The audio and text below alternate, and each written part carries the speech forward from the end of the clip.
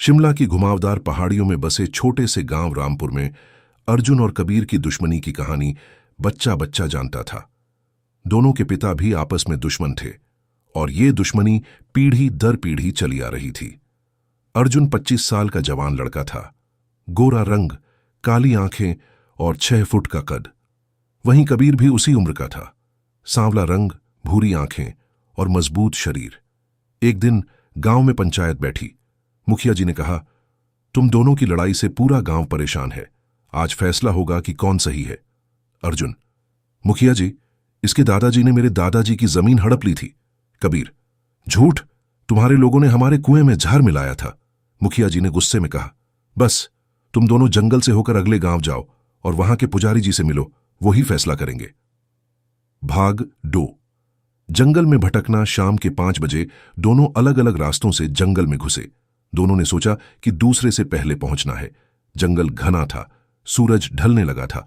अचानक घना कोहरा छा गया। अर्जुन खुद से, ये कैसा कोहरा है, कुछ दिखाई नहीं दे रहा। रास्ता भटकते भटकते दोनों एक पुरानी हवेली के सामने पहुंचे। हवेली कम से कम 200 साल पुरानी लग रही थी। दीवारों पर खाई जमी थी, खिड़कियां टूटी हुई थीं।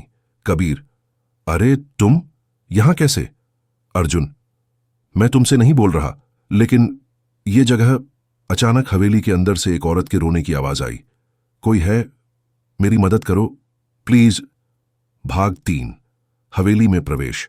दोनों ने एक दूसरे को देखा। आवाज बहुत दर्द भरी थी।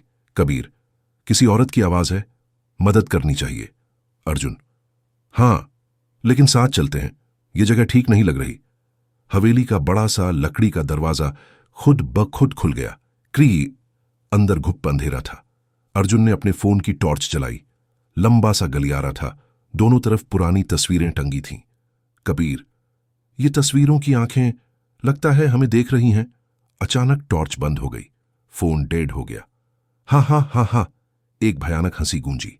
भाग 4। चुड़ैल का प्रकटीकरण। एक कमरे से लाल रोशनी आने लगी।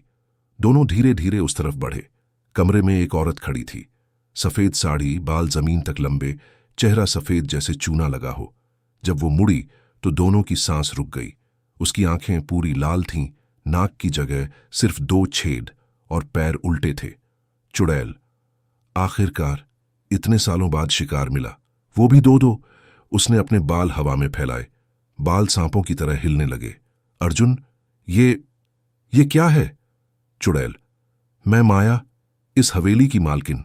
300 साल पहले मेरे पति ने धोखा देकर मुझे मार दिया था, तब से मैं यहां भटक रही हूं।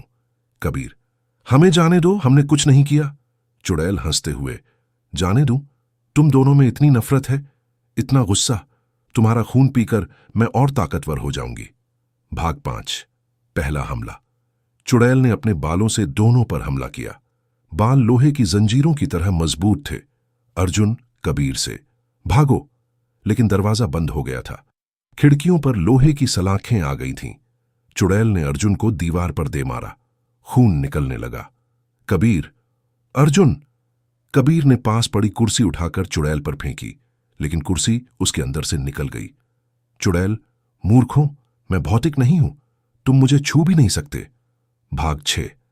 दुश्मन से दोस्त। कबीर ने अर्जुन को उठाया। कबीर: तुम ठीक हो? अर्जुन: हां। सुनो कबीर, अगर आज मरना है तो साथ लड़कर मरेंगे। मुझे माफ करना, बचपन से तुमसे नफरत करता रहा।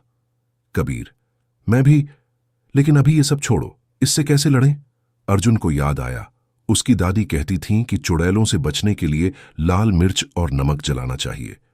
अर्जुन: मेरी जेब में माचिस है, तुम्हारे पास कुछ है? कबीर: मेरे पास प्रसाद का पैकेट है, उसमें लाल मिर्च और नमक है। भाग 7। युद्ध की तैयारी। दोनों ने मिलकर योजना बनाई। कमरे में पुरानी लकड़ियां पड़ी थीं। चुड़ैल: क्या फुसफुसा रहे हो? अब तो तुम्हारी मौत तय है। उसने फिर हमला किया। इस बार उसके बाल आग की तरह जलने लगे, लेकिन गर्मी नहीं थी, बर्फ जैसी ठंड थी। कबीर: अर्जुन अब! अर्जुन ने लकड़ियों में आग लगाई और कबीर ने उसमें मिर्च नमक डाला। धुआं! आ! पूरे कमरे में तीखा धुआं फैल गया। चुड़ैल चीखते हुए: नहीं, ये क्या किया तुमने? भाग 8। और भूतों का आना। चुड़ैल ने चीखकर कहा, मेरे सेवकों आओ! दीवारों से कई और आत्माएं निकलने लगीं।